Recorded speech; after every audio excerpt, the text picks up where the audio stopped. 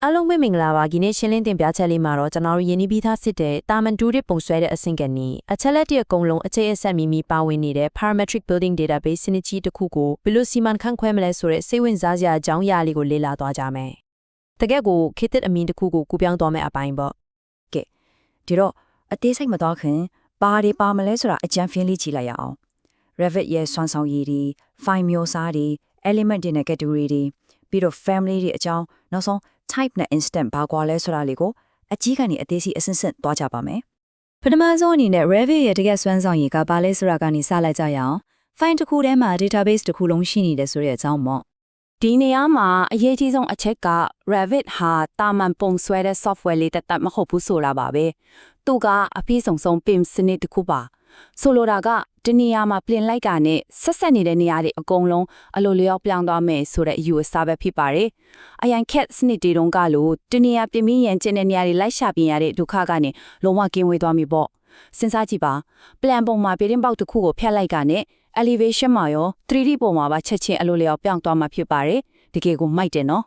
်တခြားအဓိကစွမ်းဆောင်ရည်တွေကိုခြုံငုံပြီးကြည့်ရမယ်ဆိုရင်သူက architecture, structure နဲ့ MEP အပိုင်းတွေအားလုံးကို Find Today မှာ all in one လုပ်နိုင်ပါတယ်။နောက်ပြီး parametric modeling ထိတဲ့အတွက်ကိုက element တစ်ခုရဲ့အရွယ်အစားကိုပြင်လိုက်တာနဲ့ကျန်တဲ့ပုံစံတွေပါအချိုးကျချက်ချင်းပြောင်းသွားပါတယ်။ဒါ့အပြင်အဖွဲလက်အတူတူအလုပ်လုပ်နိုင်တာတွေ model တွေထပ်နေတာကိုစစ်ဆေးပေးနိုင်တာတွေအချိန်စရာနဲ့အစင်စင်လှုပ်ဆောင်ရမယ့်သတ်မှတ်ချက်တွေပါလှုပ်ဆောင်နိုင်တဲ့အားသာချက်တွေအများကြီးရှိပါသေးတယ်။ဒီစွမ်းဆောင်ရည်တွေအကုန်လုံးရဲ့အခြေခံအခြေဆုံးအသက်သွေးချကပါလဲဆိုတော့အရာအလုံးဟာ single file database ဖြစ်ရှိနေတာပေါ့ပဲ။ plan နဲ့ elevation နဲ့ 3D view တွေစရင်စရာတွေ family တွေအားလုံးဟာဘဟို project file တစ်ခုတည်းအောက်မှာအတူတကွစူးစီးပြီးရှိနေကြတာပါ။အဲ့ဒီတော့အချက်လက်တွေ whole file define ကွဲလွဲနေတာမျိုးမရှိတော့ပဲအဖွဲ့အစည်းနဲ့ချိတ်ဆက်လှုပ်ဆောင်ရတဲ့အခါမှာအင်္ဂါထက်အများကြီးပိုပြီးလွယ်ကူလျင်မြန်လာစေပါတယ်။ဟုတ်ပြီဒါဆိုရင်ဒီလောက်စွမ်းအားကြီးတဲ့ database စနစ်ကြီးကိုဖွဲ့စည်းထားတဲ့ file မျိုးစားတွေစီဆက်သွားလိုက်ကြရအောင်ဒီစနစ်ကြီးကိုတေချာနားလည်ဖို့ဆိုရင်အဓိက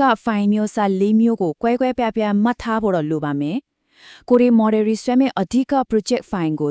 .rpg လို့ခေါ်ပြီး standard setting နဲ့ကြိုထွေးထားတဲ့ project template ကိုတော့ .rte လို့ခေါ်ပါတယ်။ဒါက project အကြီးကြီးတွေတော့ပေါ့။ဒါနဲ့အဲ့ဒီ project ကြီးထဲမှာမှထဲသွင်းအသုံးပြုမဲ့တိကျအစိပ်ပိုင်းလေးတွေဥမာပြည်တွင်းပေါက်တို့တကားတော့ပေါ့လေ။အဲ့ဒီလို family တွေကိုတော့ .rv file နဲ့တိတက်တင်ကြည့်ပါတယ်။အဲ့ဒီ family လေးတွေစော့တင်ဖန်တီးဖို့တော့ကြတော့ .rft ဆိုတဲ့ family template ကိုပြန်သုံးရပါတယ်။ဒီ project file နဲ့ family file အလိုလိုပုံကွာခြားချက်ကိုတေချာနားလည်ထားဖို့တကယ်ကိုရေးကြည့်ပါတယ်။ဒါဆိုရင်ဒီ project file တွေထဲမှာဘာတွေပါဝင်ဖွင့်စည်းထားလဲဆိုတဲ့ element တွေနဲ့သူတို့ရဲ့ category တွေအကြောင်းဆက်ကြည့်ကြရအောင်။လွယ်လွယ်ပြောရရင်တော့ project ထဲမှာထည့်သွင်းလိုက်တဲ့အရာမှန်သမျှကို element လို့ခေါ်ပါတယ်။အဲ့ဒီ element တွေကိုအဓိက၃မျိုးခွဲခြားထားတယ်။ပထမတစ်ခုကတကယ် 3D ရုပ်လုံးကြွအစိပ်ပိုင်းတွေဖြစ်တဲ့ model element တွေပါဥပမာနိုင်ရန်တွေတကားတွေပေါ့သူတို့ကိုတော့ view တိုင်းမှာမြင်ရပါမယ်ဒုတိယကတော့ reference ယူဖို့ထုံးတဲ့ datum element တွေပါ level တွေ grid တွေပါဝင်ပါတယ်တတိယကတော့ view specific element တွေဖြစ်ပြီးနာမည်အတိုင်းပဲသူတို့ကကိုယ်ရေးဆွဲထားတဲ့ 3D view တစ်ခုတည်းမှာပဲတည်တတ်မြင်ရမယ့် text တွေ tag တွေဖြစ်ပါတယ်တခြား view တွေမှာတွားပေါ်နေမှာမဟုတ်ပါဘူးကဲဒီနေရာမှာတကယ်စိတ်ဝင်စားဖို့ကောင်းတဲ့အချက်လေးတစ်ခုကိုပြောပြမယ်နော် software ချအရာအနှုံးကိုသူ့အုပ်စုနဲ့သူစနစ်တကျခွဲခြားထားတာပါဒီ view ပေါ်မှာမြင်ရတဲ့အတိုင်းပဲ model categories, annotation categories, analytical model categories နဲ့ imported categories ဆိုပြီးအပိုင်း၄ပိုင်းတည်တည်ကြကြသတ်မှတ်ထားတာပါဥပမာပြောရရင်တကိုင်းဆိုရင် door category အောက်မှာပြတင်းပေါက်ဆိုရင် window category အောက်မှာအမြဲတမ်းစနစ်တကျရှိနေမှာဟိုရောက်ဒီရောက်ထင်မနေဘူးပေါ့ဆိုတော့ဒီနေရာမှာတေချာလေးမှတ်ထားရမယ့်အရေးကြီးတဲ့အချက်လေးတစ်ခုရှိပါတယ်ဒါက scale ပြောင်းရင်ဘယ်လိုဖြစ်သွားမလဲဆိုတာပါပဲရုံလုံးကျော်တိတိအရာဝတ္ထုတွေဖြစ်တဲ့ model category တွေက